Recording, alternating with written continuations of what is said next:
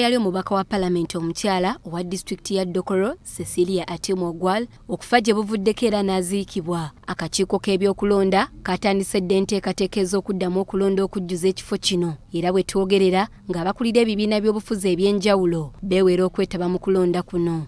Mu lukuŋŋaana lwa bannamawulire banna FDC lwe batuuzizza Najjanankumbi ku kitebe kyabwe bategeezezza nti engeri Cecilia Ogwal gy'abadde munna FDC Lukure tebagenda kulonzalonza batandisedde okwogerezaganya n'abooluganda lw'omugenzi. Bakkaanya okuleeta Dr. Aroch Ogwal Rosemary okuddira nnyina mu bigere ku kadda ya FDC.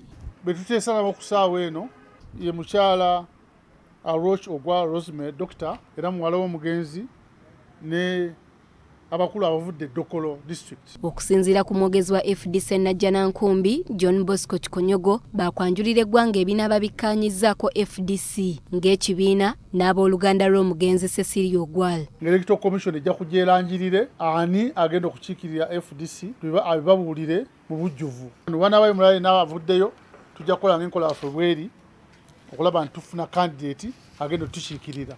Ssentebe w'akakiiko k'ebyokulonda mu FDC Najjanankumbi Boniface Toterebuka Bamwenda agamba nti Dr. Aroch alina buli kisaanyizo eky'okusikira nnyina mu by'obufuzi era bamulinamu essuubi. Kubanga ye ng'akyali mulamu yali na FDC Kakongoli kati n'omwana gwe mukululiro gwagenderamu ate oba maama we abadde mpadigisa edduge kikyosuubira ku muwala we engwaŋŋuli enjasa biggu kikyosuubira kati Dokolo eyo kati kuseereza ligenda mugga. Mu kusooka akafubo ke babaddemu tekakkiriziddwamu bannamawulire kyokka muwala wa Cecilia Ogwal ategeezezza nti bakyayogerezaganya ku nsonga eno. Well, I'm currently in discussions with the FDC, as you can see, and I'm currently on my way home. So you will be informed, though, and just watch this space, I suppose. Mu lukuŋŋaana lwa bannamawulire lwe lumu FDC ereesabye Parliament etunule mu nsonga ya gavumenti ey'okuzza obuggya endagamuntu gye bagamba nti enteekateeka eno erina okugoberera amateeka ne batatyobola ddembe ly'abuntu.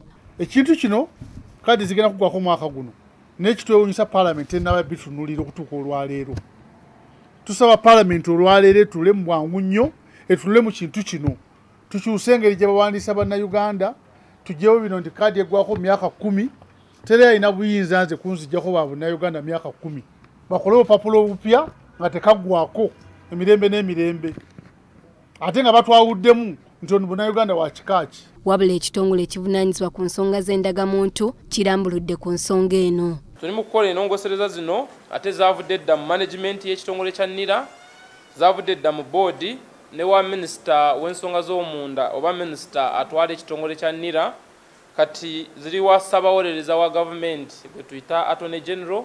Abakulira NIRA era boogedde ne ku nsimbi ezibadde zigambibwa okuteekebwako ekitongole kino ku bantu bonna abaagala okuzza obuggya endagamuntu zaabwe nti enteeseganya n'abakulu abakwatibwako zikyagenda mu maaso. Twagala kubategeeza nti buli muntu yenna kasita okomyawo endagamuntu oba density enkadde gye twakuwa tojja kubanga osasula ekintu kyonna. Doreen Nakajiri, BBS Terefayina, Gambuuze. Kale butereevu nkutwala mu kanyumiro